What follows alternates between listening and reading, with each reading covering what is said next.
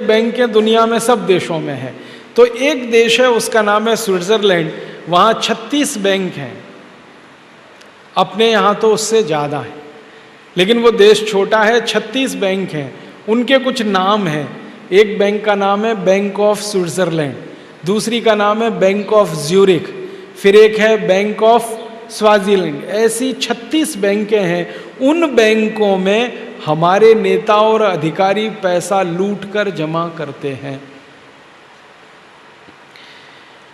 आप बोलोगे उसमें खाता खुल जाता है? हाँ, खाता खुल जाता है, कोई भी खाता खोल सकता है, लेकिन जो खाता खोलता है उसका नियम है। जैसे आप अपने स्टेट बैंक में खाता खोलें तो स्टेट बैंक वाले क्या कहते हैं? कम से कम 500 रुपये जमा करो, कहते हैं ना, तभी खाता खुलेगा। स्विट्जरलैंड के बैंकों में नियम है कम से कम 10 करोड़ डॉलर जमा करो तब खाता खुलेगा। कम से कम 10 करोड़ डॉलर। तो इसका मतलब तो पक्का है कि स्विट्जरलैंड की बैंकों में खाता खोला है अगर किसी ने, तो कम से कम 10 करोड़ डॉलर तो है उसके पास। और $1 में 50 रुपया होता है, तो 10 करोड़ डॉलर का मतलब हो गया 500 करोड़ रुपया। माने 500 करोड़ रुपए से कम अगर किसी के पास है तो वो तो खाता ही नहीं खोल सकता। अब स्विट्जरलैंड की बैंकों में ऐसे 80,000 खाते खुले हुए हैं। 80,000 किसके हैं? भारत के नेताओं के और अधिकारियों के। आप बोलेंगे जी इनके नाम बता दो, बताने वाले हैं हम, थोड़े दिन इंतजार करो।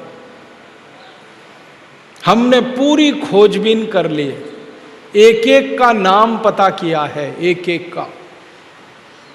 आप बोलेंगे कैसे पता किया? वो जो बैंक वाले हैं ना, जो खाता खुलवाते हैं, वो बताते नहीं, वो गुप्त रखते, कोई जानकारी वो देते नहीं। तो फिर हमने कैसे पता किया? वो तो बताते नहीं किसी को, तो हमने कैसे पता किया? हमने ऐसे पता किया कि दिल्ली के हवाई अड्डे से, बंबई के हवाई अड्डे से, मद्रास के हवाई अड्डे से, कलकत्ता के हवाई अड्डे से, बड़े बड़े हवाई अड्डों से कौन कौन स्विट्जरलैंड जाता है इसका पता करो। तो उसकी पूरी सूची निकाली हवाई अड्डों से।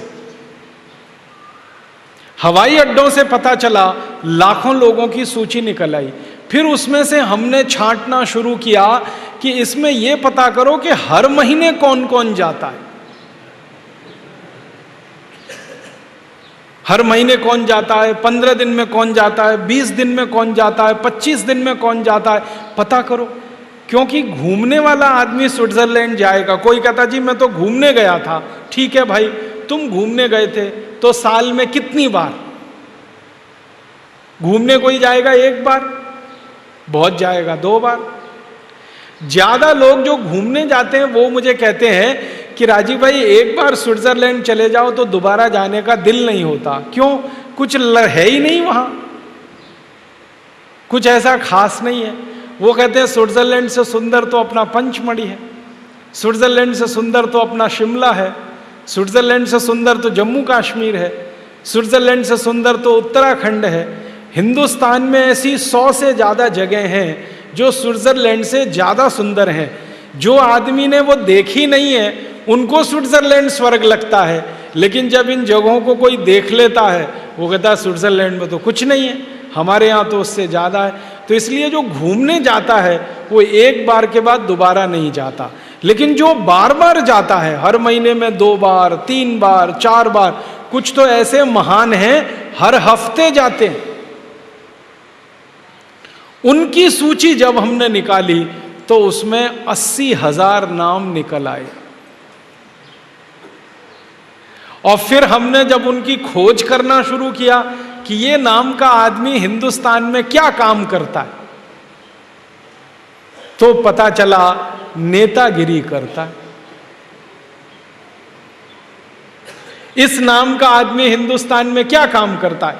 अब कोई उद्योगपति है, बहुत बड़ा उद्योग चलाता है, व्यापारी है, बहुत बड़ा व्यापार करता है और वो उस सूची में नाम में आता है, तो मुझे संतोष है कि भैया वो तो उद्योगपति है, व्यापारी है, उसका तो हजारों करोड़ का व्यापार है, उसका तो हजारों करोड़ का साम्राज्य है, वो स्विट्जरलैंड जाके पैसे रखता है, जमा करता है, तो समझ में आता है कि उसके पास तो हजारों करोड़ है, 10 कारखाने, 20 कारखाने, 50 कारखाने।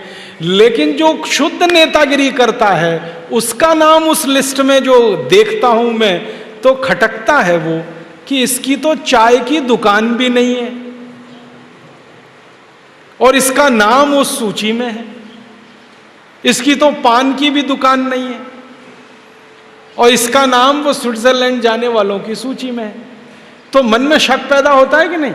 जिस आदमी ने जिंदगी में चाय की दुकान नहीं खोली, जिसने पान की दुकान नहीं खोली, जिसने कभी जिंदगी में किराने और परचून की दुकान भी नहीं खोली, जिसने कभी व्यापार नहीं किया, कोई उद्योग नहीं चलाया, उसका नाम जब स्विट्जरलैंड जाने वालों की सूची में आता है और हजारों करोड़ रुपए उनका वहां पड़ा हुआ है, तो पक्की बात है कि उन्होंने कहीं से लूटा है वो पैसा।